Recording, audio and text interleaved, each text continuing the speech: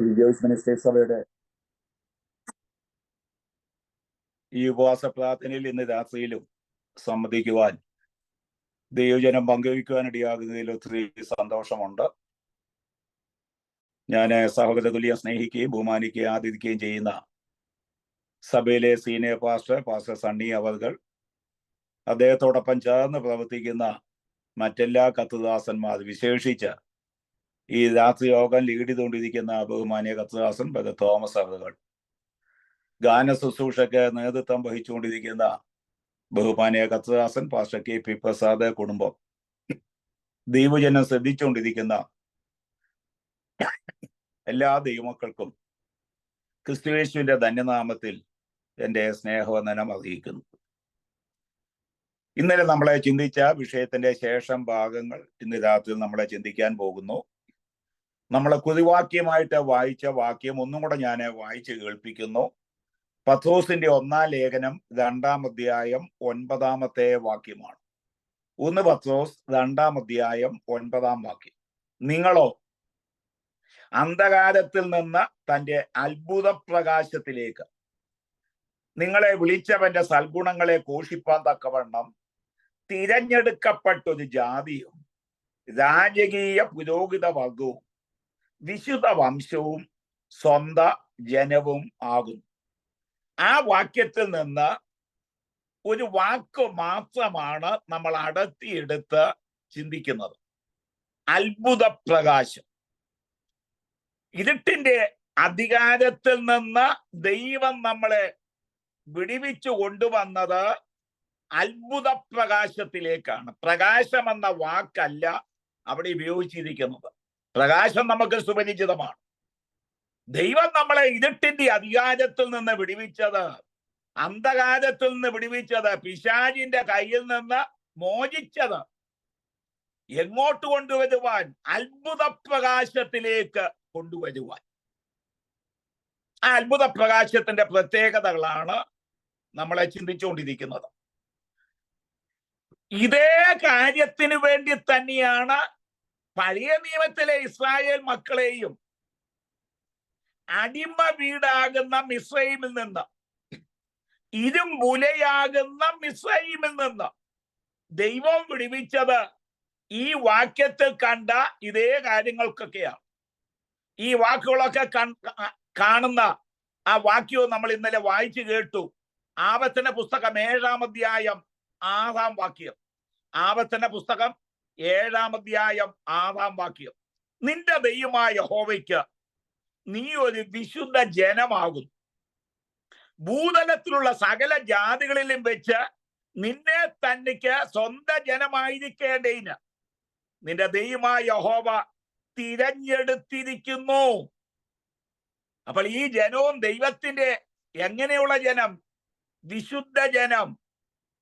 ദൈവം തിരഞ്ഞെടുത്ത ആ ജനം എവിടെ നിന്ന്? അവരെയും അന്ധകാരത്തിൽ നിന്ന്, മിസ്രയീമിന്റെ അടിമത്തത്തിൽ നിന്ന്, ഫറവോന്റെ കരാള ഹസ്തത്തിൽ നിന്ന് കർത്താവ് വിടുവിച്ചത് അത്ഭുത പ്രകാശത്തിലേക്കാണ് ആ ജനത്തെയും കൊണ്ടുവന്നത്. അവിടെ നിന്ന് ഇസ്രായേൽ ജനം അവരുടെ ജീവിത യാത്രയിൽ അത്ഭുത പ്രകാശം കണ്ട 5 സംഭവങ്ങൾ ആണ് നമ്മൾ ചിന്തിച്ചു തുടങ്ങുന്നത്. അത് കണ്ടിട്ട് നമ്മൾ കണ്ട് ഈ അത്ഭുത പ്രകാശത്തിന്റെ പ്രത്യേകതകൾ സമയം അനുവദിക്കുമെങ്കിൽ നമുക്ക് അതും കൂടെ ചിന്തി അവസാനിപ്പിക്കാം. ഇസ്രായേൽ മക്കൾ കണ്ട 1-ാമത്തെ അത്ഭുത പ്രകാശം, അത് മിസ്രയീമിൽ വച്ച് അവർ കണ്ട അത്ഭുത പ്രകാശമാണ്.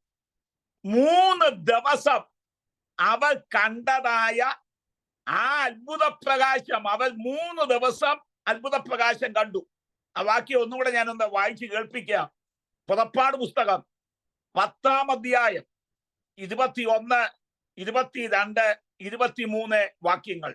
പുറപ്പാട് പുസ്തകം 10-ാം അധ്യായം 21 മുതൽ 23 വരെ.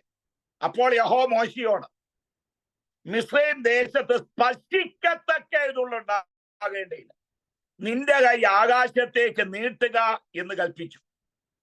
മോശ തന്റെ കൈ ആകാശത്തേക്ക് നീട്ടി. മിസ്രൈം ദേശത്തൊക്കെ 3 ദിവസത്തേക്ക് കൂരിരുട്ടുണ്ടായി. 3 ദിവസത്തേക്ക് ഒരുത്തൻ കണ്ടില്ല. ഒരുത്തനും തന്റെ സ്ഥലം വിട്ട് എഴുന്നേറ്റതുമില്ല. എന്നാൽ ഇസ്രായേൽ മക്കൾക്ക് എല്ലാവർക്കും തങ്ങളുടെ വാസസ്ഥലത്തിൽ വെളിച്ചമുണ്ടായിരുന്നു. ഇതാണ് അത്ഭുത പ്രകാശം. മിസ്രൈമയുടെ കൂടാരത്തിൽ അവൻ വസിക്കുന്നിടത്ത് കേവലം ഇരുട്ടെന്നുള്ള വാക്കല്ല അവിടെ ഉപയോഗിച്ചിരിക്കുന്നത്, സ്പർശിക്കത്തക്ക ഇരുട്ട്. അതിനപ്പുറം ഇരുട്ടിനെ വിശേഷിപ്പിക്കാൻ ഒരു പദപ്രയോഗമില്ല.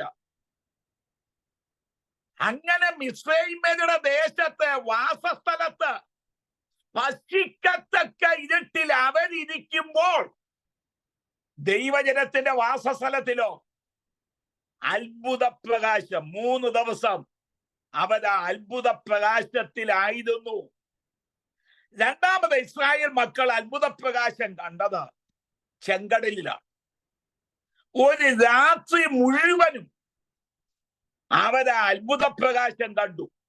14-ാം അധ്യായം പുറപ്പാട് പുസ്തകം 14-ാം അധ്യായം 20-ാം വാക്യം. പുറപ്പാട് പുസ്തകം 14-ാം അധ്യായം 20-ാം വാക്യം. രാത്രി മുഴുവനും മിസ്രൈമ്യരുടെ സൈന്യവും ഇസ്രായേലിയുടെ സൈന്യവും തമ്മിൽ അടുക്കാതെ വണ്ണം അത് അവരുടെ മധ്യേ വന്നു. അവർക്ക് മേഘവും അന്ധകാരവുമായിരുന്നു, ഇവർക്കോ രാത്രിയെ പ്രകാശമാക്കി കൊടുത്തു. അപ്പോൾ ഈ മേഘം ഒരു ഭാഗത്ത് മിസ്രൈമ്യരുടെ ഭാഗത്ത് അത് ഇരുട്ട് കൊടുത്തപ്പോൾ ഇസ്രായേലിയുടെ ഭാഗത്ത് അത് വെളിച്ചം കൊടുത്തു. ഇതൊരു അത്ഭുത പ്രകാശമല്ലയോ? ഒരു രാത്രി മുഴുവനും ആ പ്രകാശം കത്തി ജ്വലിച്ചുകൊണ്ടിരുന്നു, ഇസ്രായേൽ മക്കൾക്ക് വേണ്ടി മാത്രം. മോശ വടി ചെങ്കടലിൽ നീട്ടിയപ്പോൾ അന്ന് രാത്രി മുഴുവനും ശക്തിയുള്ള ഒരു കാറ്റടിപ്പിച്ചിട്ടാണ് ചെങ്കടലിനെ വിഭാഗിച്ചത്. അതും പുറപ്പാട് പുസ്തകം ഈ അധ്യായത്തിൽ തന്നെ നമുക്ക് കാണുവാനായിട്ട് കഴിയും. 21-ാം വാക്യം. മോശ കടലിന്മേൽ കൈനീട്ടി, യഹോവ അന്ന് രാത്രി മുഴുവനും മഹാശക്തിയുള്ള ഒരു കിഴക്കൻ കാറ്റുകൊണ്ട് കടലിനെ പിൻവാങ്ങിച്ച് ഉണങ്ങിയ നിലമാക്കി. അപ്പോൾ ഒരു കാറ്റ് ഇസ്രായേൽ മക്കൾക്ക് വേണ്ടി വഴി ഒരുക്കുവാൻ വേണ്ടി വഴിയില്ലാത്ത ചെങ്കടലിൽ ഒരു വഴി ഉണ്ടാക്കാൻ വേണ്ടി അവർക്ക് വേണ്ടി അടിച്ചു. ആ കാറ്റ് ദൈവജനത്തിനൊരു വഴി ഉണ്ടാക്കി. എന്നാൽ പുറകെ വന്ന മിസ്രൈമ്യർക്ക് വേണ്ടി ദൈവം മറ്റൊരു കാറ്റടിപ്പിച്ചു. അത് കാണുന്നത് അടുത്ത അധ്യായത്തിലാണ്. 15-ാം അധ്യായം 10-ാമത്തെ വാക്യം. 15-ാം അധ്യായം 10-ാം വാക്യം. നിന്റെ കാറ്റിനെ നീ ഊതിച്ചു, കടൽ അവരെ മൂടി, അത് ഈയം പോലെ വെള്ളത്തിൽ താണു. അപ്പൊ ചെങ്കടലിനെ പൂർവസ്ഥിതിയിൽ എത്തിക്കുവാൻ ദൈവം മറ്റൊരു കാറ്റടിപ്പിച്ചു. അത് മിസ്രൈമ്യരെ മൂടിക്കളയുവാൻ വേണ്ടിയുള്ള കാറ്റായിരുന്നു. അപ്പൊ ദൈവം തന്റെ ജനത്തിന് വേണ്ടി പാത ഒരുക്കുവാൻ ഒരു കാറ്റിനെ ഉപയോഗിച്ചു. ദൈവം തന്റെ ജനത്തിനെതിരായി നിന്ന് പീഡിപ്പിച്ച ഫറവോനെ സൈന്യത്തെയും ശവക്കുഴി കാണുവാൻ ദൈവം മറ്റൊരു കാറ്റടിപ്പിച്ചു. അവർ ഈയക്കട്ടി പോലെ താണുപോയി. ഈ മിസ്രൈമ ചെങ്കടലിൽ മുങ്ങിയതിനെ പറ്റി, അല്ലെങ്കിൽ ചെങ്കടലിൽ ചത്തുപോയതിനെ പറ്റി 2 പ്രസ്താവനകളാണ് തിരുവചനത്തിലുള്ളത്. അത് 2 പുറപ്പാട് പുസ്തകത്തിലാണ്. 14-ാം അധ്യായം അവസാനിക്കുന്നിടത്ത് 30-ാം വാക്യത്തിൽ ഈ മിസ്രൈമ ചത്തടിഞ്ഞതിനെ പറ്റിയുള്ള പ്രസ്താവന ഇങ്ങനെയാണ്. 30-ാം വാക്യം 14-30. ഇങ്ങനെ യഹോവ ആ ദിവസം ഇസ്രായേല് ഇതേ മിസ്രൈമയുടെ കയ്യിൽ നിന്ന് രക്ഷിച്ചു. മിസ്രൈമ കടൽക്കരയിൽ ചത്തടിഞ്ഞ് കിടക്കുന്നത് ഇസ്രായേൽ ഇത് കാണുകയും ചെയ്തു. ഇതാണ് ഒന്നാമത്തെ പ്രസ്താവന. മിസ്രയീം ചത്തടിഞ്ഞ് കടൽക്കരയിൽ കിടക്കുകയാണ്. അത് ഇസ്രായേൽ മക്കൾ കണ്ടു. രണ്ടാമത്തെ പ്രസ്താവനയാണ് 15-ാം അധ്യായം 10-ാം വാക്യം. അവിടെ വായിച്ചത് എന്തുവാ? അവർ ഈയം പോലെ വെള്ളത്തിൽ താണു എന്ന് പറഞ്ഞാൽ കുറച്ച് പടയാളികൾ മിസ്രയീമ്യ സൈന്യം ഈയക്കട്ടി പോലെ ചെങ്കടലിൽ താണുപോയി. കുറച്ചു പേര് ചത്തടിഞ്ഞ് കടൽക്കരയിലും കിടപ്പുണ്ട്. എന്റെ ബലമായ വിശ്വാസം, കടൽക്കരയിൽ ചത്തടിഞ്ഞ കൂട്ടത്തിൽ ഈ ഫറവോനും ഉണ്ടായിരിക്കണം, അവൻ ഉണ്ടാകണം. എന്നാലേ ദൈവത്തിന്റെ നീതി ആകത്തുള്ളൂ. അവൻ അങ്ങനെ കിടക്കുന്നത് ഇസ്രായേൽ മക്കൾ കാണണം. അനേക പിഞ്ചു കുഞ്ഞുങ്ങളെ നീല നദിയിൽ വലിച്ചെറിഞ്ഞ് വെള്ളം കുടിപ്പിച്ച് കൊന്ന ആ ഫറവോനെ ഉപ്പുവെള്ളം കുടിപ്പിച്ച് അവൻ കരയിൽ ചത്തടിഞ്ഞ് കിടക്കുന്നത് ഈ ഇസ്രായേൽ മക്കൾ കണ്ടിട്ടുണ്ടാകണം. അത്ഭുത പ്രകാശം, അത്ഭുത പ്രകാശം. ഒരു രാത്രി മുഴുവനും ആ അത്ഭുത പ്രകാശം ഇസ്രായേൽ മക്കൾ കണ്ടു. ഒന്നാമത്തെ അത്ഭുത പ്രകാശം 3 ദിവസം കണ്ടതായ അത്ഭുത പ്രകാശം. ഞാൻ പറയുന്ന സമയവും മനസ്സിൽ കുതിച്ചിടണം. ഈ 5 അത്ഭുത പ്രകാശത്തിലും ആ ഒരു വിശേഷണം കൂടെ ഞാൻ ചേർത്താണ് പറയുന്നത്. തിരുവചനത്തിലുള്ള കാര്യമാണ്. രണ്ടാമത് കണ്ട അത്ഭുത പ്രകാശം ഒരു രാത്രി മുഴുവനും കണ്ടതായ ആ അത്ഭുത പ്രകാശം. ഇനി മൂന്നാമത് ഇസ്രായേൽ മക്കൾ കണ്ടതായ അത്ഭുത പ്രകാശം എവിടെ വെച്ചാണ് ഇവർ ഈ അത്ഭുത പ്രകാശം കണ്ടത്? 40 വർഷം മുഴുവനും ഇസ്രായേൽ മക്കൾ കണ്ടതായ അത്ഭുത പ്രകാശം. പുറപ്പാട് പുസ്തകം 13-ാം അധ്യായം 21-ാമത്തെ വാക്യം. പുറപ്പാട് പുസ്തകം 13-ാം അധ്യായം 21-ഉം 22-ഉം കൂടെ ചേർത്ത് ഞാൻ വായിക്കുന്നു. അവർ പകലും രാവും യാത്ര ചെയ്യുവാൻ തക്കവണ്ണം അവർക്ക് വഴി കാണിക്കേണ്ടതിന് പകൽ മേഘസ്തംഭത്തിലും അവർക്ക് വെളിച്ചം കൊടുക്കേണ്ടതിന് രാത്രി അഗ്നിസ്തംഭത്തിലും യഹോവ അവർക്ക് മുമ്പായി പോയിക്കൊണ്ടിരുന്നു. പകൽ മേഘസ്തംഭവും രാത്രി അഗ്നിസ്തംഭവും ജനത്തിന്റെ മുമ്പിൽ നിന്ന് മാറിയതുമില്ല. എത്ര നാൾ? 40 വർഷം. കുടിപാർപ്പുള്ള ദേശത്ത് എത്തുന്നിടം വരെ അവർ ഈ അത്ഭുത പ്രകാശത്തിന്റെ കീഴിലായിരുന്നു. പകൽ വഴി കാണിക്കുവാൻ, രാത്രിയിൽ വെളിച്ചം കൊടുക്കുവാൻ ദൈവത്തിന്റെ മേഘം, ദൈവത്തിന്റെ തേജസ് ഈ ജനത്തിന്റെ മുമ്പാകെ നടന്നുകൊണ്ടിരുന്നു, വഴി കാണിച്ചു കൊടുക്കുവാൻ. ഈ ദൈവം മോശയെ വിളിച്ചിറക്കുമ്പോൾ മോശയ്ക്ക് ഈ മരുഭൂ യാത്ര വലിയ തിട്ടമൊന്നുമില്ല. 40 വർഷം മിദ്യാനിൽ പോയി പാർത്തു എന്നുള്ളതല്ലാതെ ഈ മിസ്രയീമിൽ നിന്ന് കനാനിലേക്ക് പോകാനുള്ള വഴി തിട്ടമൊന്നുമില്ല. അപ്പോൾ ഈ മോശ തന്റെ അളിയനായ ഹോബാബിനോട്, അദ്ദേഹത്തിന് ഈ മരുഭൂമിയൊക്കെ നല്ല തിട്ടോ, ഒരു സഹായം അഭ്യർത്ഥിക്കുന്നുണ്ട്. ആ വേദഭാഗം ഞാൻ ഒന്ന് വായിക്കാൻ പോവുകയാണ്.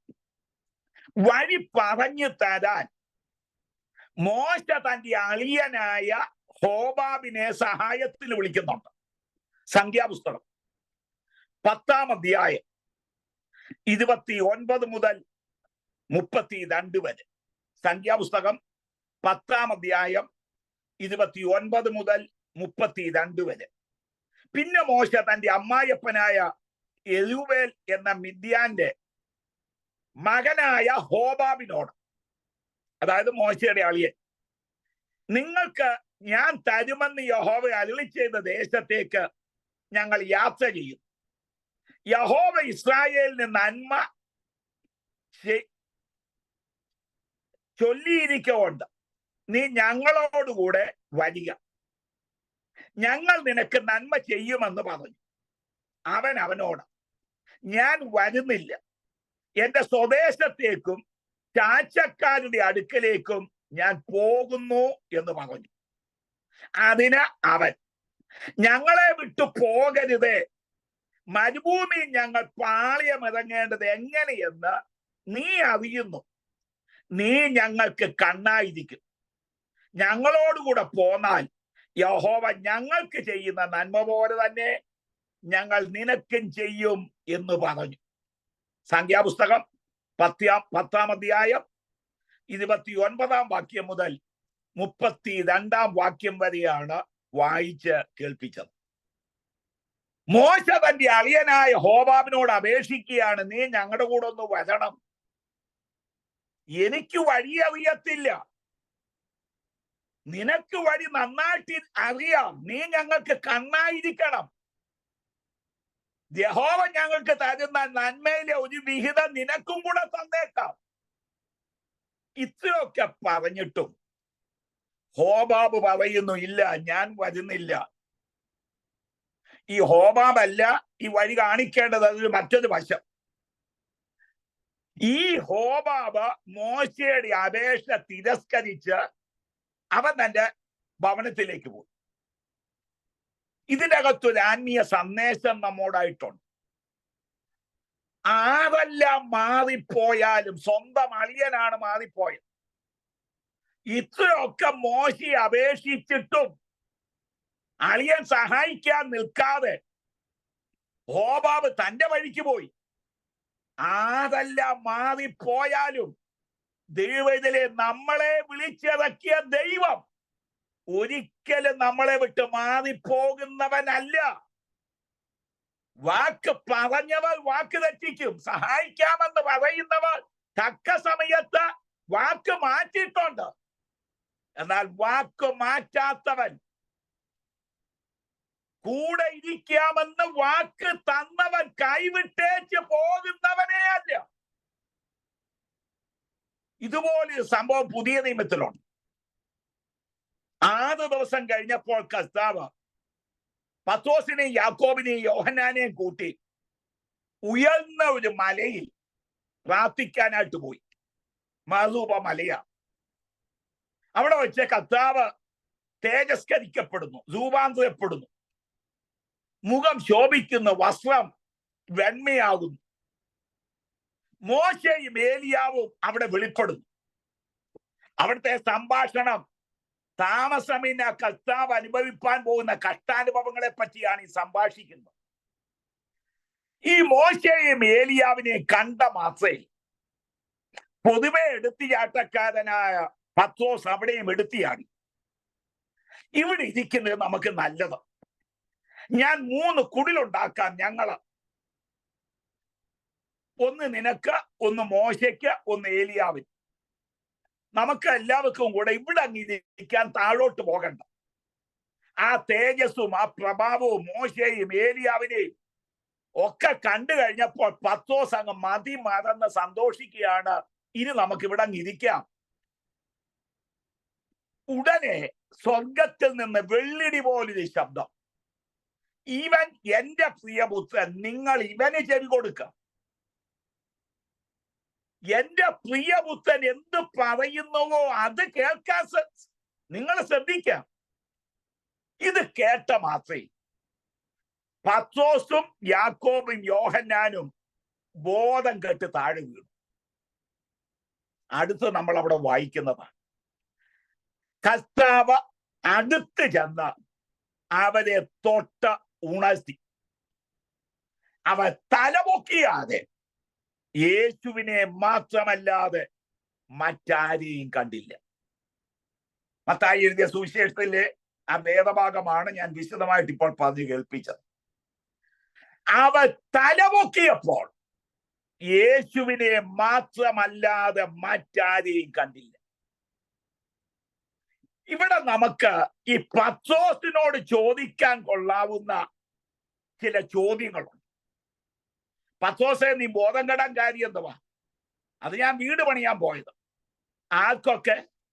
യേശുവിനും ഈ മോശയ്ക്കും ഏലിയാവും.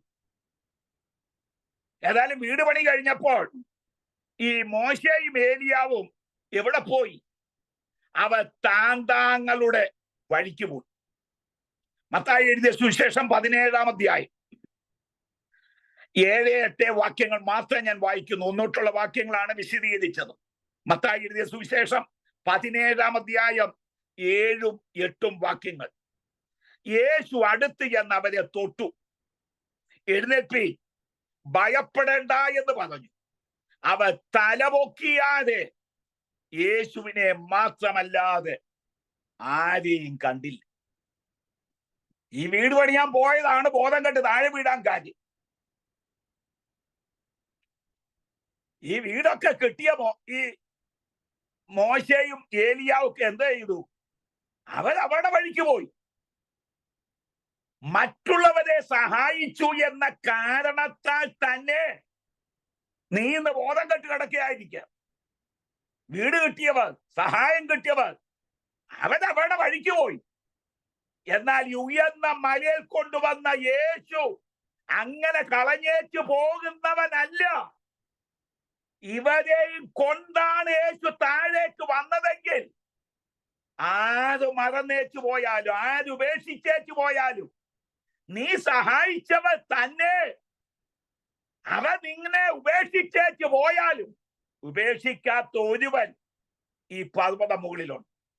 ചൂടാലാഭാഷ് ഇത് പ്രസംഗിക്കാൻ ഒന്നും ഞാൻ ഒരുങ്ങിയതല്ല. ദൈവാത്മാവ് അങ്ങനെ നയിച്ചത് കൊണ്ടാണ് ഞാനും ആ വേദഭാഗമൊക്കെ ഇപ്പോഴൊന്ന് തപ്പിയെടുത്തത്. നീ സഹായിച്ച അനേകർ സുഭിക്ഷമായി ജീവിക്കുന്നു. അത് നിമിത്തം കൂടെ നീ ക്ഷീണിതനായി. പക്ഷെ യേശു തമ്പുരാൻ ഉപേക്ഷിക്കുന്നവനല്ല. പർവ്വതത്തിൽ കൊണ്ടുപോയവൻ തട്ടി ഉണർത്തി ബലം തന്ന് ഭയം മാറ്റി താഴേക്ക് കൊണ്ടുവരുന്നവനാണ്.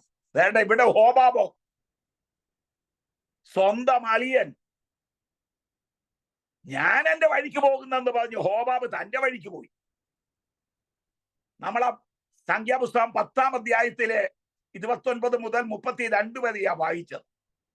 ഹോബാബ് പോയി കഴിഞ്ഞപ്പോൾ നടന്ന സംഭവം 33-34 വാക്യങ്ങൾ. അടുത്ത പാരഗ്രാഫ് തുടങ്ങിയാണ്. 29 മുതൽ 32 വരെ മലയാളം വേദപുസ്തകത്തിന്റെ പാരഗ്രാഫാണ്. ഹോബാബ് തന്റെ വഴിക്ക് പോയി. അടുത്ത പാരഗ്രാഫ് തുടങ്ങുന്നത് ഇങ്ങനെയാണ്. സംഖ്യാപുസ്തകം 10-ാം അധ്യായം 33-34.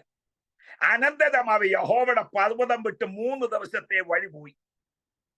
യഹോവയുടെ നിയമപെട്ടകം അവർക്ക് വിശ്രാമ സ്ഥലം അന്വേഷിക്കേണ്ടതിന് 3 ദിവസത്തെ വഴി മുമ്പോട്ടേ പോയി. പാളയം പുറപ്പെട്ടപ്പോൾ യഹോവയുടെ മേഘം പകൽ സമയത്ത് അവർക്ക് മീതെ ഉണ്ടായി. ഹോബാബ് പോയാലും പോകാത്ത ഒരുവൻ ഇവരോടുകൂടി ഉണ്ട്. യഹോവയുടെ പെട്ടകം വേണ്ട മുമ്പോട്ട് യാത്ര ചെയ്യാനായിട്ട് തുടങ്ങി. എന്തിന്? വിശ്രാമ സ്ഥലം അന്വേഷിക്കുവാൻ. മേഘം അവിടെ മുമ്പാകെ പുറപ്പെടുവാനായിട്ട് തുടങ്ങി. ആരുപേക്ഷിച്ചു പോയാലും, ആര് മറന്നു പോയാലും മറക്കാത്ത ദൈവ സാന്നിധ്യം, ദൈവത്തിന്റെ പെട്ടകം വഴി പറഞ്ഞു കൊടുക്കുവാൻ ഇസ്രായേൽ മക്കൾക്ക് വേണ്ടി അവിടെ ഇറങ്ങി വന്നെങ്കിൽ, പ്രവർത്തിച്ചെങ്കിൽ, മുന്നിൽ പോയെങ്കിൽ, ആരും സഹായിക്കാനില്ലെങ്കിലും, ആരും കൂടെ വരാനില്ലെങ്കിലും ഒന്ന് വഴി പറഞ്ഞു തരുവാൻ, വഴി കാട്ടിത്തരുവാൻ, അടുത്ത് എന്ത് ചെയ്യണമെന്നൊന്ന് പറഞ്ഞു തരാൻ, സഹായത്തിന്റെ കൈത്താങ്ങിന് തരുവാൻ ചെയ്യേണ്ടവരാണ്. അവർ മാറിപ്പോയാലും മാറാത്ത സഹിതം കർത്താവ് തന്ന് ഇത്രത്തോളം നടത്തിയെങ്കിൽ ഇന്ന് വഴിമുട്ടി നിൽക്കുന്ന വിഷയത്തിന് പാത പറഞ്ഞു തരാൻ, നിന്നെ കൈപിടിച്ച് തന്നെ നടത്തുവാൻ വിളിച്ച ദൈവം കൂടെയുണ്ടെന്നുള്ള കാര്യം ഒരിക്കലും വിസ്മരിക്കരുത്. അപ്പോൾ മൂന്നാമത് ഇസ്രായേൽ മക്കൾ അത്ഭുത പ്രകാശം കണ്ടത് 40 വർഷം. ആ മരുഭൂ യാത്രയിൽ അത്ഭുത പ്രകാശത്തിലാണ് അവൻ നടന്നുകൊണ്ടിരുന്നത്. ഇവൻ അവിശ്വസ്തരായ ദിവസങ്ങളിലും യാത്രികളിലും അത്ഭുത പ്രകാശം മാറിയില്ല. കാടപ്പക്ഷി അവിടെ വായിൽ ഇരിക്കുമ്പോൾ അവൻ യഹോവയ്ക്ക് വിരോധമായി പിറുപിറുത്തു. അപ്പോഴും അത്ഭുത പ്രകാശം മാറിയില്ല. ഒരൊറ്റ ദിവസം പോലും, ഒരൊറ്റ രാത്രി പോലും, ഇവർ അവിശ്വസ്തരായി തീർന്ന ദിവസങ്ങളിൽ പോലും അത്ഭുത പ്രകാശം മാറിയില്ല. ദൈവം മന്ന പൊഴിച്ചു കൊടുത്തത് നിർത്തിയില്ല. എന്നാ ഒന്ന് പാഠം പഠിപ്പിക്കാമെന്നൊന്നും ദൈവം ചിന്തിച്ചേ ഇല്ല. 40 വർഷം കുടിവാക്കുള്ള ദേശത്തെത്തുന്നിടം വരെ കൊറ്റിന് മുട്ടുവരുത്താതെ, അതൊക്കെയാ ബൈബിളിൽ എഴുതിയിരിക്കുന്ന പദപ്രയോഗങ്ങൾ. അത്ഭുത പ്രകാശത്തിൽ ആ ജനത്തെ നടത്തിയെങ്കിൽ ആ ദൈവമാണ് നമ്മളെയും കഴിഞ്ഞ കാലങ്ങളിൽ വഴി നടത്തിയത്. അക്കത നാട്ടിലെത്തുന്നിടം വരെ, സ്വർഗീയ കനാനിലെത്തുന്നിടം വരെ അത്ഭുത പ്രകാശത്തിൽ കർത്താവ് നമ്മളെ വഴി നടത്തിക്കൊള്ളും. ഇനി 4, ഇസ്രായേൽ മക്കൾ അത്ഭുത പ്രകാശം കണ്ട 4ാമത്തെ സന്ദർഭം സമാഗമന കൂടാരത്തിലാണ്. അവൻ ആരാധിക്കാൻ വന്ന ഇടത്ത് കണ്ട അത്ഭുത പ്രകാശം. എപ്പോഴെല്ലാം ആരാധിക്കാൻ ആലയത്തിൽ വരുന്നുവോ അവർ ഈ അത്ഭുത പ്രകാശം കണ്ടാണ് ആരാധിക്കുന്നത്. ആ വാക്യം ഞാൻ വായിക്കുന്നു. പുറപ്പാട് പുസ്തകം 40-ാം അധ്യായം അതിന്റെ 34-ാം വാക്യം. പുറപ്പാട് പുസ്തകം 40-ാം അധ്യായം അതിന്റെ 34-ാമത്തെ വാക്യം. അപ്പോൾ മേഘം സമാഗമന കൂടാരത്തെ മൂടി, യഹോവയുടെ തേജസ് തിരുനിവാസത്തെ നിറച്ചു. അടുത്ത വാക്യം കൂടെ. മേഘം സമാഗമന കൂടാരത്തിന്മേൽ അധിവസിക്കുകയും യഹോവയുടെ തേജസ് തിരുനിവാസത്തെ മറയ്ക്കുകയും ചെയ്തത് കൊണ്ട് മോശയ്ക്ക് അകത്ത് പ്രവേശിപ്പാൻ, കടപ്പാൻ കഴിഞ്ഞില്ല. ഈ അത്ഭുത പ്രകാശം എവിടാ നടക്കുന്നത്? സമാഗമന കൂടാരത്തിലാണ്. സമാഗമന കൂടാരത്തിൽ എവിടാ ഈ തേജസ് ഇറങ്ങുന്നത്? അതിപരിശുദ്ധ സ്ഥലത്ത് വെച്ചിരിക്കുന്ന സാക്ഷിയൻ പെട്ടകത്തിന്റെ മുകളിലുള്ള അടപ്പിന്റെ കൃപാസനത്തിന്റെ മുകളിലാണ് ഈ അത്ഭുത പ്രകാശം വെളിപ്പെടുന്നത്, യഹോവയുടെ തേജസ്. നമുക്കറിയാം സമാഗമന കൂടാരത്തിന്റെ നീളം 100 മുഴമാണ്, വീതി 50 മുഴമാണ്. അങ്ങനെയാണ് മരുഭൂമിയിൽ അവ സമാഗമന കൂടാരം സെറ്റ് ചെയ്യുന്നത്. 40 വർഷത്തെ മരുഭൂമി യാത്രയിൽ 41 സ്ഥലങ്ങളിലാണ് ഇസ്രായേൽ മക്കൾ പാളയമടിച്ച് പോകുന്നത്. അപ്പൊ സമാഗമന കൂടാരം സെറ്റ് ചെയ്യുന്നത് കിഴക്ക് പടിഞ്ഞാറായിട്ടാണ്. വാതിൽ കിഴക്കാണ്. നീളം 100 മുഴം, വീതി 50 മുഴം. ഇതിലെ കിഴക്ക് ഭാഗത്ത് 50 മുഴം വീതിയുണ്ട്. 20 മുഴം വീതിയിലാണ് വാതിൽ ഉണ്ടാക്കിയിരിക്കുന്നത്. 4 തൂണുകൾ നാട്ടി അവിടെ തിരശീലയിട്ട് വാതില് ഉണ്ടാക്കും. ബാക്കി എല്ലായിടത്തും ഈ വാതില് തിരശീലയാണ്. ബാക്കി എല്ലായിടത്തും 60 കുറ്റികൾ, 5 മുഴം ഉയരമുള്ള 60 കുറ്റികൾ നാട്ടും. എന്നിട്ട് 5 മുഴം ഉയരമുള്ള വെള്ളം മറശീല ഇതിനെ മുഴുവനും ചുറ്റിക്കെട്ടും. അതായത് ഒരു ബൗണ്ടറി വോള് പോലെ, മതില് പോലെ ചുറ്റിക്കെട്ടും. ഒറ്റ വാതിൽ കിഴക്ക് വശത്തുകൂടി. ഇതിന്റെ അകത്തേക്ക് പ്രവേശിച്ചു കഴിഞ്ഞാൽ അതാണ് പ്രാകാരമുറ്റം. അവിടെ 2 ഉപകരണങ്ങൾ വച്ചിട്ടുണ്ട്. ആദ്യം യാഗപീഠം, രണ്ടാമത് പിച്ചളത്തൊട്ടി. ഈ 2 ഉപകരണങ്ങൾ ആ പ്രാകാരമുറ്റത്ത് വച്ചിട്ടുണ്ട്. അത് കഴിഞ്ഞ് ഒരു അന്തർമന്ദിരം ചമച്ചിട്ടുണ്ട്. 48 പലകകൾ ഒന്നോടൊന്ന് ചേർത്ത് വച്ച് അന്താഴം കൊണ്ട് ബന്ധിച്ചിരിക്കുക. അതാണ് ഭിത്തി പോലെ ഇരിക്കുന്നത്. അവിടെ കിഴക്ക് വശത്ത് മരശീലയിട്ട് വാതിലുണ്ടാക്കിയിരിക്കുക. ഈ അന്തർമന്ദിരത്തിന്റെ മുകളിൽ 4 വിവിധ മൂടുശീലകൾ ഇട്ടിട്ടുണ്ട്. ഒന്നാമത് ചിത്രത്തയ്യലുള്ളതായ മൂടുശീല, അത് ഇതിന്റെ മുകളിൽ ഇങ്ങനെ റൂഫ് പോലെ ഇട്ടിട്ടുണ്ട്, മൊത്തം കവർ ചെയ്ത്.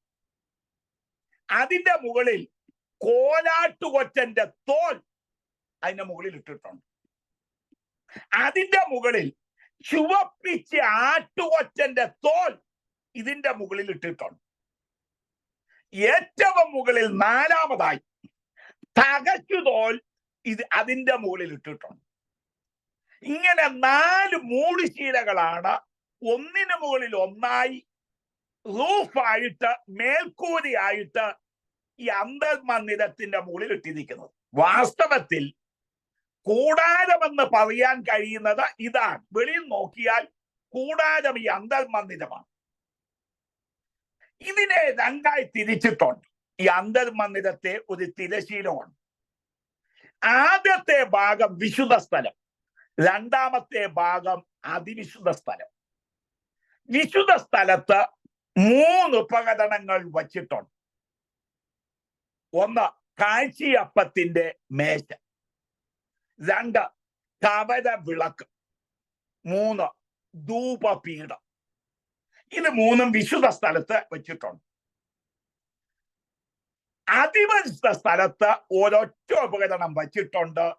അതാണ് യഹോവയുടെ പെട്ടകം, സർവഭൂമിയുടെ നാഥനായ ദൈവത്തിന്റെ പെട്ടകം എന്നൊക്കെ പറയുന്ന ആ പെട്ടകം ഖദിരമരം കൊണ്ടുണ്ടാക്കി അകവും പുറവും തങ്കം കൊണ്ട് പൊതിഞ്ഞ് ഇതിനകത്ത് 1 വര മന്നായിട്ട് വെച്ച പൊൻപാത്രം, അഹരോന്റെ തളിർത്ത വടി, മോശയ്ക്ക് കൊടുത്ത നിയമത്തിന്റെ 2 കൽപ്പലകകൾ, ഈ 3 കാര്യങ്ങൾ ഇതിന്റെ അകത്ത് വെച്ചിട്ടുണ്ട്. ഇതിനെ കൃപാസനം എന്ന് പേരുള്ള തങ്കം കൊണ്ടുണ്ടാക്കിയിരിക്കുന്ന ഒരു അടപ്പ് കൊണ്ട് അടച്ചിട്ടുണ്ട്. അതിന്റെ മുകളിൽ ചിറക് വിടത്തി മരച്ചിരിക്കുന്നത് പോലുള്ള 2 കെരൂബുകളെ തങ്കം കൊണ്ട് വാർപ്പ് പണിയായിട്ട് ഉണ്ടാക്കിയിട്ടുണ്ട്. ഇതിന്റെ മുകളിലാണ് ദൈവത്തിന്റെ തേജസ്, ആ അത്ഭുത പ്രകാശം ഇറങ്ങി വസിക്കുന്നത്. ഇവിടെ നിന്ന് ഞാൻ മറ്റൊരു ചിന്തയിലേക്ക് കടക്കുകയാണ്. ഈ മോശ സമാഗമന കൂടാരം ഇതുപോലെ സെറ്റ് ചെയ്തു, ഉപകരണങ്ങളെല്ലാം വിശുദ്ധീകരിച്ചു. ഇത്രയും ചെയ്ത് കഴിഞ്ഞപ്പോൾ ഇതുവരെ മോശയുടെ അടുക്കൽ വരാത്ത ഒരു വഴിപാട് ഇസ്രായേൽ മൂപ്പന്മാർ മോശയുടെ അടുക്കൽ കൊണ്ടുവന്നു. ആ വഴിപാടെല്ലാം കൂടെ 6 വണ്ടികളും 12 കാളകളുമായിരുന്നു. ഇനി ഞാൻ പറയുന്ന കാര്യം ശ്രദ്ധയോടെ കേൾക്കണം. വേദഭാഗം ഞാൻ പുറകാലെ വായിച്ച് കേൾപ്പിക്കുന്നുണ്ട്. ഇതൊന്ന് മനസ്സിലാക്കിയിട്ട് ആ വേദഭാഗം വായിച്ചാലേ വ്യക്തത കിട്ടത്തുള്ളൂ. ഇസ്രായേൽ മൂപ്പന്മാർ 6 വണ്ടികളും 12 കാളകളും മോശയുടെ അടുക്കൽ കൊണ്ടുവന്നു. ഇതിനു മുമ്പ് ഇങ്ങനെ ഒരു വഴിപാട് ആലയത്തിൽ വരാത്തത് കൊണ്ട് സമാന കൂടാരത്തിൽ വന്നിട്ടില്ല. മോശ ദൈവത്തോട് ആലോചന ചോദിച്ചു. ദൈവം മോശയോട് പറഞ്ഞു, ഈ വഴിപാട് ഇവരുടെ കയ്യിൽ നിന്ന് നീ വാങ്ങണം. മോശ അത് വാങ്ങിച്ചു. വാങ്ങിച്ച ശേഷം മോശ ചെയ്തത് ഈ 6 വണ്ടികളും 12 കാളകളും, ഒരു വണ്ടിക്ക് 2 കാളയെ വെച്ചാ കെട്ടേണ്ടത്. നമ്മുടെ നാട്ടിലെ കാളവണ്ടി ഭാവനെ കൊണ്ടുവന്നാൽ മതി. നമ്മൾ ആ വേദഭാഗം വായിക്കുമ്പോൾ കൂടുള്ള വണ്ടികൾ എന്ന് വായിക്കും. എന്ന് വെച്ചാൽ കെട്ടുതപ്പുള്ള അടമാനമുള്ളതായ വണ്ടി മോശയുടെ കയ്യിൽ നിന്ന് വാങ്ങിച്ചു. മോശ ഇതിനെ ലേവിയുടെ പുത്രന്മാരുടെ കയ്യിലേക്ക് കൊടുത്തു. ആലയത്തെ ശുശ്രൂഷ ചെയ്യുന്നത് ലേവിയുടെ പുത്രന്മാരാണ്. ലേവിക്ക് 3 മക്കളാണുള്ളത്. ഒന്നാമൻ ഗർശോൻ, 2ാമൻ കെഹാത്ത്, 3ാമൻ മെരാരി. ഗർശോൻ, കെഹാത്ത്, മെദാനി. 6 വണ്ടികളും 12 കാളകളും മോശയ്ക്ക് കിട്ടിയപ്പോൾ മോശ അത് ലേവ്യ പുത്രന്മാർക്ക് കൊടുത്തപ്പോൾ അവര് ചെയ്തത് 2 വണ്ടികളും 4 കാളകളും ഗർശോന് കൊടുത്തു. മൂത്തവന്. അവന് ആലയത്തിൽ പണിയുണ്ട്, ചുമടൊക്കെ എടുക്കണം, ഇത് കൊണ്ടുപോകുമ്പോൾ. 2 വണ്ടി 4 കാള ഗർശോൻ. ബാക്കിയുള്ള 4 വണ്ടികളും 8 കാളകളും അത് മെരാരിക്ക് അങ്ങ് കൊടുത്തു. അപ്പൊ കിട്ടിയ കാളകളും കൊടുത്തു, വണ്ടികളും കൊടുത്തു. 2 വണ്ടി 4 കാള ഗർശോനിയക്ക്, 4 വണ്ടി 8 കാള മെരാരിക്ക്. പിന്നെ ഒരാളും കൂടെ ഉണ്ട്, കഹാത്ത്. അദ്ദേഹത്തിന് വണ്ടിയും കിട്ടിയില്ല, കാളകളും കിട്ടിയില്ല. എന്തുകൊണ്ട്? അതാണ് നമ്മൾ ഇനി കാണാൻ പോകുന്നത്. ആദ്യം ലേവിയുടെ മക്കൾ ആരാണ് എന്ന് നമുക്ക് നോക്കാൻ. സംഖ്യാപുസ്തകം 3-ാം അധ്യായം 17-ാം വാക്യം ആദ്യം വായിക്കുന്നു. സംഖ്യാപുസ്തകം 3-ാം അധ്യായം 17-ാം വാക്യം. ലേവിയുടെ പുത്രന്മാരുടെ പേരുകൾ ഗർശോൻ, കഹാത്ത്, മെരാരി. ഇപ്പൊ വ്യക്തത കിട്ടി. 3 മക്കൾ, ഗർശോൻ, കഹാത്ത്, മെരാരി. ഇനി ഞാൻ ഈ പറഞ്ഞ കാര്യങ്ങൾ രേഖപ്പെടുത്തിയിരിക്കുന്ന വേദഭാഗം സംഖ്യാപുസ്തകം 7-ാം അധ്യായം 1 മുതൽ 9 വരെയുള്ള വാക്യങ്ങൾ. ഒരു കാര്യം തെളിയിക്കാനാണ് ഞാനിത് വിശദീകരിക്കുന്നത്. സംഖ്യാപുസ്തകം 7-ാം അധ്യായം 1 മുതൽ 9 വരെ. മോശ തിരുനിവാസം നിവർത്തി കഴിഞ്ഞിട്ട് അതും അതിന്റെ ഉപകരണങ്ങളൊക്കെ അഭിഷേകം ചെയ്ത് ശുദ്ധീകരിക്കുകയും യാഗപീഠത്തെയും അതിന്റെ സകല പാത്രങ്ങളെയും അഭിഷേകം കഴിച്ച് ശുദ്ധീകരിക്കുകയും ചെയ്ത ദിവസം തങ്ങളുടെ പിതൃഭവനങ്ങളിൽ പ്രധാനികളും ഗോത്രപ്രഭുക്കന്മാരും എണ്ണപ്പെട്ടവരുടെ മേൽവിചാരകന്മാരുമായ ഇസ്രായേൽ പ്രഭുക്കന്മാർ വഴിപാട് കഴിച്ചു. അവർ വഴിപാടായിട്ട് ഈ 2 പ്രഭുക്കന്മാർ ഓരോ വണ്ടിയും ഓരോരുത്തൻ ഓരോ കാളയും ഇങ്ങനെ കൂടുള്ള 6 വണ്ടിയും 12 കാളയും യഹോവയുടെ സന്നിധിയിൽ തിരുനിവാസത്തിന് മുമ്പിൽ കൊണ്ടുവന്നു. 6 വണ്ടികളും 12 കാളകളും തിരുനിവാസത്തിൽ കൊണ്ടുവന്നു. അപ്പോൾ യഹോവ മോശയോട് അവിടെ പക്കൽ നിന്ന് അവയെ വാങ്ങുക, അവ സമാപന കൂടാരത്തിന്റെ ഉപയോഗത്തിന് ഇരിക്കട്ടെ, അവയെ ലേവ്യരിൽ ഓരോരുത്തന് അവനവന്റെ വേലയ്ക്ക് തക്കവണ്ണം കൊടുക്കണം. ആ വാക്കും മനസ്സിൽ കുതിക്കണം. അവനവന്റെ വേലയ്ക്ക് തക്കവണ്ണം വേണം ഇത് വിഭാഗിച്ചു കൊടുക്കണം. മോശ വണ്ടികളെയും കാളകളെയും വാങ്ങി ലേവിയർക്ക് കൊടുത്തു. 2 വണ്ടിയും 4 കാളയെയും അവൻ ഗർശോന്യർക്ക് അവരുടെ വേലയ്ക്ക് തക്കവണ്ണം കൊടുത്തു. 2 വണ്ടി 4 കാള ഗർശോന്യർക്ക് അവരുടെ വേലയ്ക്ക് തക്കവണ്ണം. 7-ാം വാക്യം 8-ാം വാക്യം. 4 വണ്ടിയും 8 കാളയെയും അവൻ മെരാരിക്ക് പുരോഹിതനായ അഹരോന്റെ പുത്രൻ ഈദാമാദിന്റെ കൈക്കീഴ് അവർക്കുള്ള വേലയ്ക്ക് തക്കവണ്ണം കൊടുത്തു. 4 വണ്ടി 8 കാള മെരാരിക്ക്. ഇനി 9-ാം വാക്യം ശ്രദ്ധിക്കണം. കഹാത്യർക്ക് അവൻ ഒന്നും കൊടുത്തില്ല. അവരുടെ വേല വിശുദ്ധ മന്ദിരം സംബന്ധിച്ചിട്ടുള്ളതും തോളിൽ ചുമക്കുന്നതുമായിരുന്നു. ഇതാന്റെ കാര്യം. മറ്റുള്ളവരുടെ ഉപകരണം, സമാഗമനകൂടാരത്തിന്റെ ഉപകരണം വണ്ടിയെ കൊണ്ടുപോകാൻ, കഹാത്യർക്ക് കൊടുത്തിരിക്കുന്ന ഉപകരണങ്ങൾ വണ്ടിയെ കൊണ്ടുപോകാൻ പാടില്ല, തോളിലെടുക്കണം. അപ്പോൾ ഇത് ഏതൊക്കെയാണ് ഉപകരണങ്ങൾ എന്ന് നമുക്ക് നോക്കാം. ഈ 3 മക്കൾ ഏതെല്ലാം ഉപകരണങ്ങളാണ് ചുമക്കുന്നത്? 4-ാമത്തെ അധ്യായം 4-ാം അധ്യായം അതിന്റെ 24 തൊട്ടുള്ള വാക്യങ്ങൾ. സംഖ്യാപുസ്തകം 4-ാം അധ്യായം 24 മുതൽ.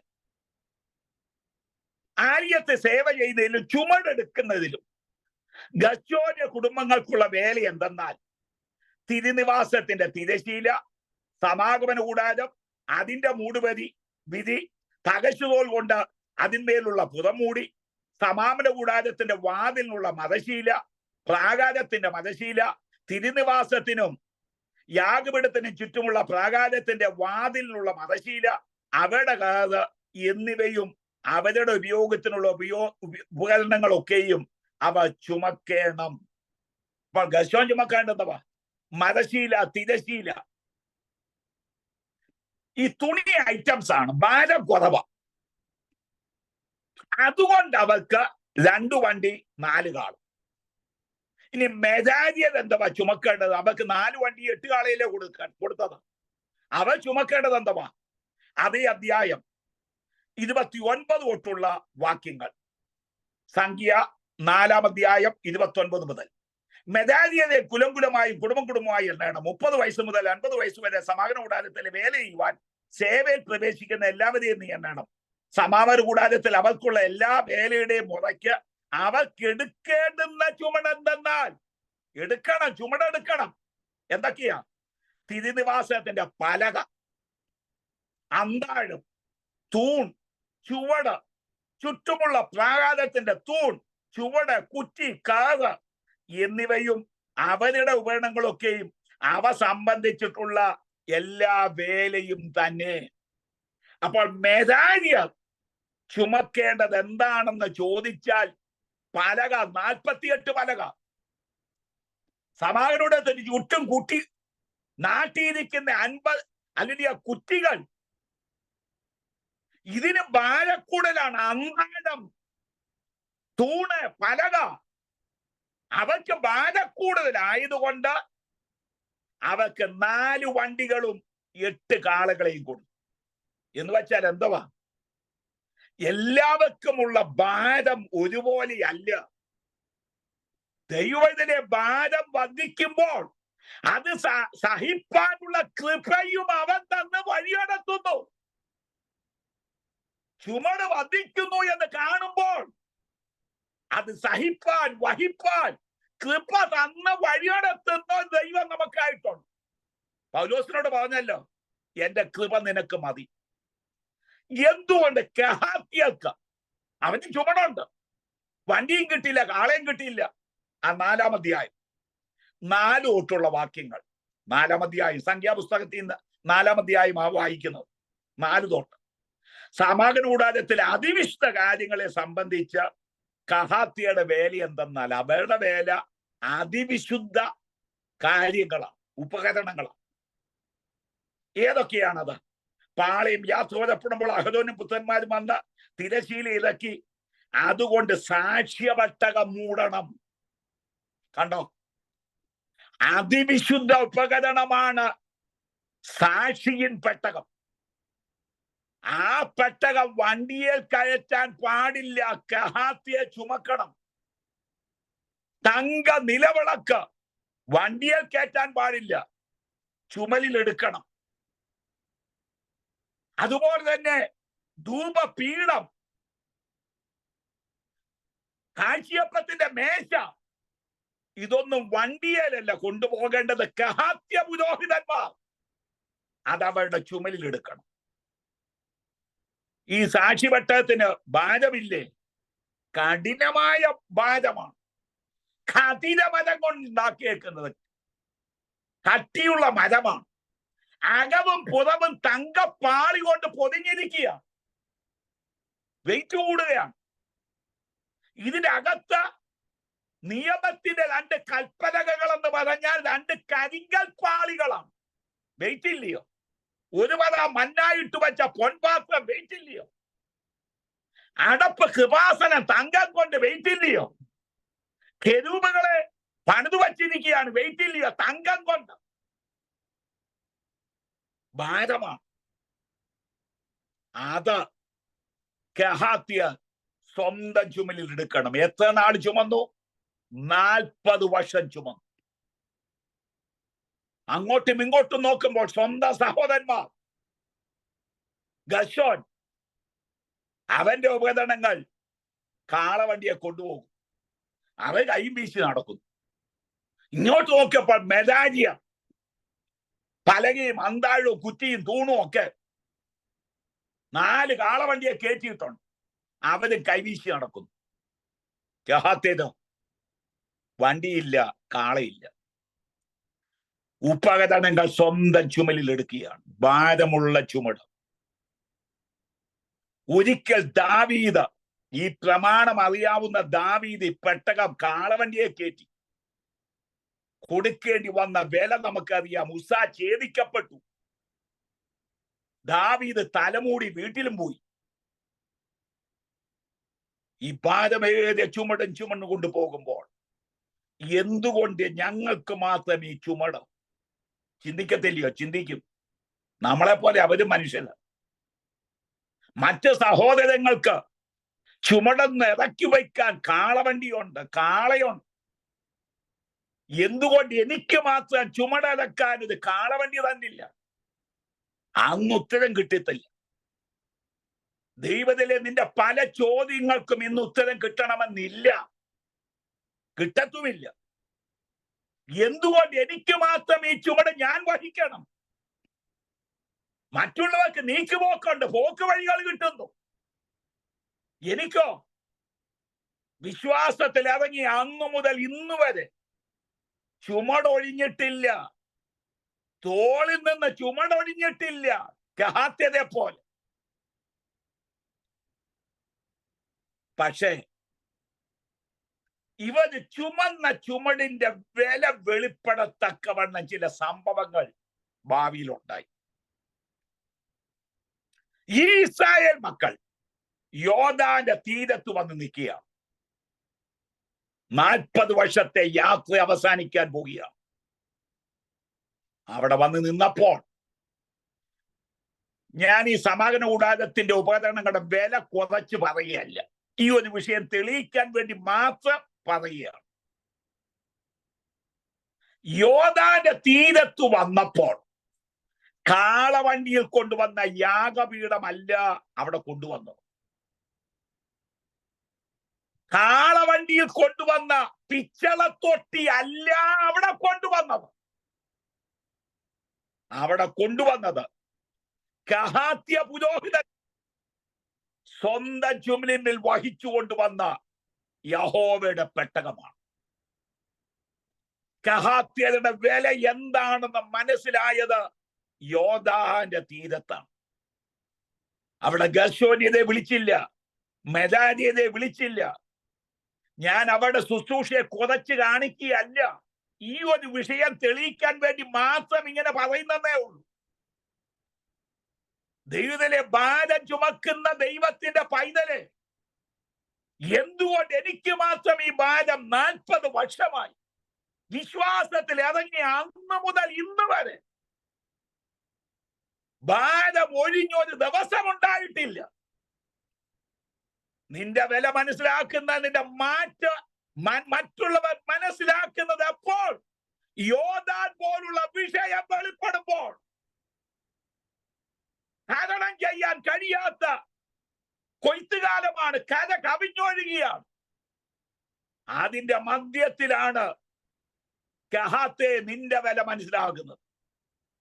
കഹാത്തിന്റെ കുഞ്ഞുങ്ങളെ, നിങ്ങളുടെ വില മനസ്സിലാക്കുന്നത് യോർദാന്റെ തീരത്ത്. യോശുവ അവരെ കൊണ്ടുവന്നു. അല്ലെങ്കിൽ ദൈവം യോശുവയോട് പറഞ്ഞു, ഇവിടെ വരേണ്ടത് ഗർശോന്യതല്ല, മെദാന്യതല്ല, കഹാത്യന് വരട്ടെ, പെട്ടകവുമായി വരട്ടെ. അവർ കഴിഞ്ഞ 40 വർഷം വണ്ടിയിൽ കയറ്റാതെ സ്വന്തം ചുമലിമേ ചുമന്നു കൊണ്ടുവന്ന പെട്ടകമുണ്ടല്ലോ, അതിവിടെ മുന്നിൽ വരട്ടെ. ചൂടാലാഭാഷ്. ഇന്ന് രാത്രി ചിലതോടായി ദൈവാത്മാ വ്യക്തിപരമായി ദൂത് പറയുക. നിന്നെ മുന്നിൽ കൊണ്ടുവന്ന് നിർത്തുന്ന സമയമുണ്ടെന്ന്. 40 വർഷം വേദന സഹിച്ചല്ലോ, ഭാരം ചുമന്നല്ലോ, പെട്ടകം താഴ്ച വയ്ക്കാതെ നിന്റെ ചുമലിൽ മാത്രം ചുമന്നു കൊണ്ടുവന്ന പെട്ടകമുണ്ടല്ലോ, നിന്നെ വിളിച്ച് മുമ്പിൽ കൊണ്ടുവരും യോർദാന്റെ മുമ്പിൽ. ആ കഹാത്യ പെട്ടകം ചുമന്നുകൊണ്ട് യോർദാനെ ചവിട്ടി. മേൽവെള്ളം നിന്നു, താഴെയുള്ള വെള്ളം അരാബിയോളം വാഴ്ന്നുപോയി. അതിന്റെ നടുവിൽ ചെന്ന് നിന്നു. 600,000 പേർ, 10-30 ലക്ഷം പേർ വാഗ്ദത്ത കനാലിലേക്ക് പ്രവേശിക്കുക. ആ കാഴ്ച കണ്ടുകൊണ്ട് നിർവിധി അടഞ്ഞ് കഹാത്യ പുരോഹിതന്മാർ യോർദാന്റെ നടുക്ക് നിൽക്കുകയാണ്. പെട്ടകം ചുമന്നുകൊണ്ട് നിൽക്കുക. അവസാന വ്യക്തി അക്കരെ കടക്കുന്നിടം വരെ അവരവിടെ പിടിച്ചു നിന്നു, ഉറച്ചു നിന്നു. നിന്റെ വില വെളിപ്പെടും. നീ ആരാണെന്ന് വെളിപ്പെടുന്ന സമയമുണ്ട്. നീ ചുമന്ന ചുമട് എന്താണെന്ന് ഇസ്രായേൽ മക്കൾ മുഴുവനും മനസ്സിലാക്കുന്ന സമയമുണ്ട്. യോർദാൻ വിഭജിക്കപ്പെട്ടപ്പോൾ തീർന്നില്ല, അക്കരെ കടന്നു. അന്നേരം എന്തേണ്ടത്? രണ്ടാമത്തെ പ്രതിസന്ധി എരിഹോ കോട്ട.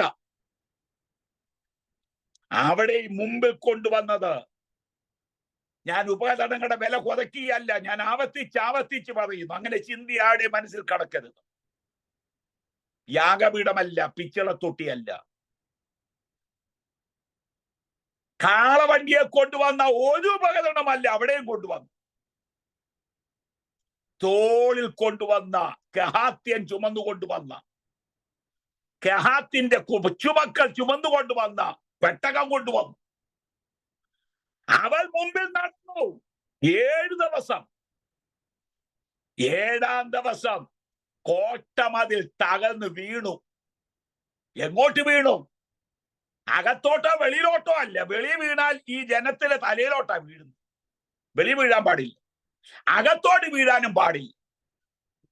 ഇത് നേരെ ഭൂമിക്കടിയിലേക്ക് ഇടിഞ്ഞ് താണു. തെളിവ് ആ സംഭവം പറയുന്നിടത്ത് യോശുവയുടെ പുസ്തകത്തിൽ ഓരോരുത്തർ നേരെ മുന്നോട്ട് കയറി പട്ടണം പിടിച്ചെന്ന്. എന്ന് വെച്ചാൽ മുമ്പിൽ ഒരു കൊച്ചു കല്ലുപോലും കിടപ്പില്ല, നേരെ നടന്നങ്ങ് പോകാം. പെട്ടകം തോളിൽ ചുമന്ന കഹാത്യ നിമിത്തം ദൈവജനം ഭയപ്പെട്ട ഉയർന്ന എരിഹോവിന്റെ മതിലിനെ അവരുടെ കണ്ണിന്റെ മുമ്പിൽ നിന്ന് അപ്രത്യക്ഷമാക്കി. എങ്ങനെ? എപ്പോൾ? 40 വർഷം പെട്ടകം ചുമന്നുകൊണ്ടുവന്ന കഹാത്യൻ മൂലം. തീർന്നില്ല. ഈ പെട്ടകം ദാഗോന്റെ ക്ഷേത്രത്തിൽ കൊണ്ടുവന്ന് വച്ചു. ആര് ചുമന്നു കൊണ്ടുവന്ന പെട്ടകം? കഹാത്യ. ദാഗോൻ കവിണ് വീണു, അവന്റെ തലമണ്ട പതിഞ്ഞു പോയി, കൈപ്പത്തിയും പോയി. നീ ചുമന്നു കൊണ്ടുവരുന്ന ഈ പെട്ടകമുണ്ടല്ലോ, ദാഗോന്റെ ശക്തികളെ തകർക്കുന്നതാണ്, അന്യാരാധനകളെ തകർക്കുന്നതാണ് നീ തോളിൽ എടുത്തുകൊണ്ട് നടക്കുന്ന ഈ പെട്ടകം. 40 വർഷം അത്ഭുത പ്രകാശത്തിൽ നടന്ന ഇസ്രായേൽ മക്കൾ പിന്നെ അത്ഭുത പ്രകാശം കാണുന്നത് സമാഗമന കൂടാരത്തിലാണ്. 5-ാമത് ഒടുവിലായി ഇവർ ഈ അത്ഭുത പ്രകാശം കണ്ടത്. അവരെ കനാൻ നാട്ടിൽ പ്രവേശിച്ചു. ശലോമോൻ ദേവാലയം പണിതു കഴിഞ്ഞപ്പോൾ ഈ അത്ഭുത പ്രകാശം ശലോമോന്റെ ദേവാലയത്തിൽ വെളിപ്പെട്ടു. അതുകൊണ്ട് വായിച്ച് എന്റെ വാക്കുകളെ അവസാനിപ്പിക്കുന്നു. 1 രാജാക്കന്മാർ 8-ാം അധ്യായം 11-ാമത്തെ വാക്യം. 1 രാജാക്കന്മാർ 8-ാം അധ്യായം 11-ാം വാക്യം. യഹോവയുടെ തേജസ് യഹോവയുടെ ആലയത്തിൽ നിറഞ്ഞിരുന്നത് കൊണ്ട് മേഘം നിമിത്തം ശുശ്രൂഷ ചെയ്യേണ്ടി നിൽപ്പാൻ പുരോഹിതന്മാർക്ക് കഴിഞ്ഞില്ല. 5-ാമത് ദൈവജനം അത്ഭുത പ്രകാശം കണ്ടത് ശലോമോൻ പണിതതായ ദേവാലയത്തിൽ. എന്ന് പറഞ്ഞാൽ ആരാധിക്കാൻ ചെല്ലുന്ന ദൈവജനം ഈ അത്ഭുത പ്രകാശം കണ്ടു എന്ന്. അത്ഭുത പ്രകാശം കണ്ടു. അടിമ നുഖത്തിൽ നിന്ന്, അടിമ നാട്ടിൽ നിന്ന്, ഇരുമ്പുലയിൽ നിന്ന് ദൈവം ഇസ്രായേൽ മക്കളെ വിടുവിച്ചത് എന്തിന്? അത്ഭുത പ്രകാശം കാണുവാൻ. ഈ 5 സാഹചര്യങ്ങളിൽ അവർ അത്ഭുത പ്രകാശം കണ്ടു. നമ്മളെ വിളിച്ചത് എന്തിന്? നമ്മുടെ കുരുവാക്യം, നിങ്ങളോ അന്ധകാരത്തിൽ നിന്ന് അത്ഭുത പ്രകാശത്തിലേക്ക്, ഇരുട്ടിന്റെ അധികാരത്തിൽ നിന്ന് അത്ഭുത പ്രകാശത്തിലേക്ക്. ഏതാണ് ഈ അത്ഭുത പ്രകാശം? വിശദീകരിക്കാൻ സമയമില്ല. 2 വാക്യങ്ങൾ മാത്രം വായിച്ചുകൊണ്ട് ചിന്തി അവസാനിപ്പിക്കുന്നു. നമ്മൾ കണ്ട ഈ അത്ഭുത പ്രകാശം ഏത്? യോഹന്നാന്റെ സുവിശേഷം 1-ാം അധ്യായം 9-ാം വാക്യം. യോഹന്നാന്റെ സുവിശേഷം 1-ാം അധ്യായം 9-ാം വാക്യം. ഏത് മനുഷ്യനെയും പ്രകാശിപ്പിക്കുന്ന സത്യവെളിച്ചം ലോകത്തിലേക്ക് വന്നുകൊണ്ടിരുന്നു. അതാണ് നമ്മൾ കണ്ടതായ ഈ അത്ഭുത പ്രകാശം.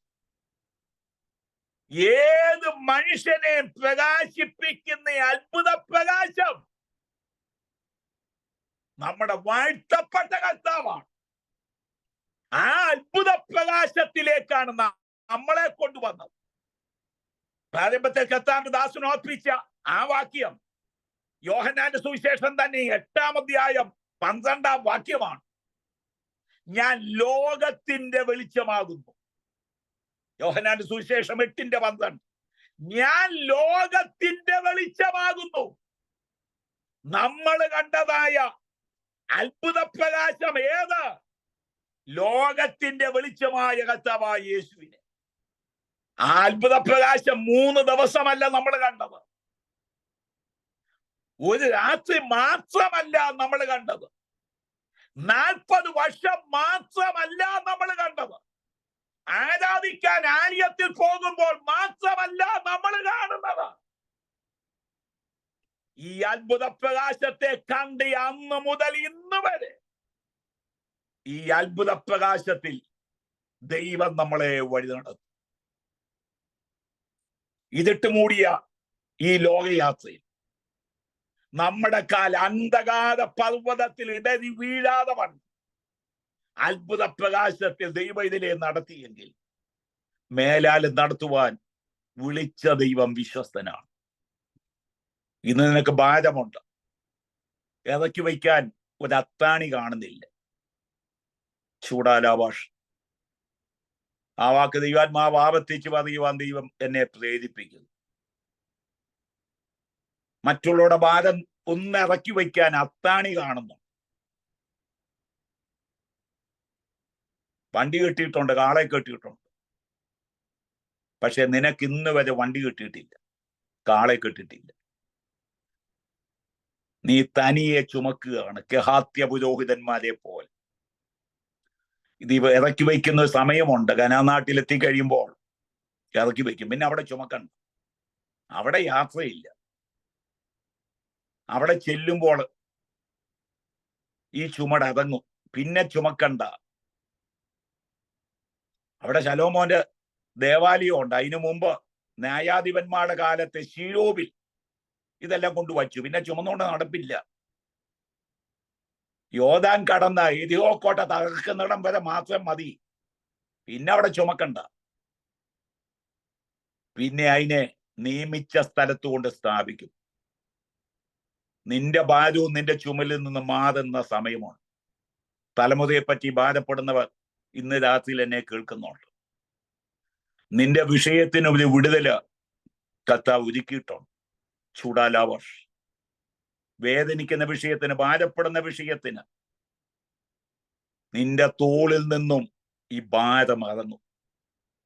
ചുമക്കുന്ന ഭാരം അതെന്തിനെന്ന് വെളിപ്പെടുന്ന സംഭവങ്ങൾ ദൈവം മുമ്പിൽ ഒരുക്കി മാനിക്കും. പ്രതീക്ഷയോടെ കാത്തിരിക്കാം. വലിയവനായ ദൈവം നമ്മെ സഹായിക്കട്ടെ.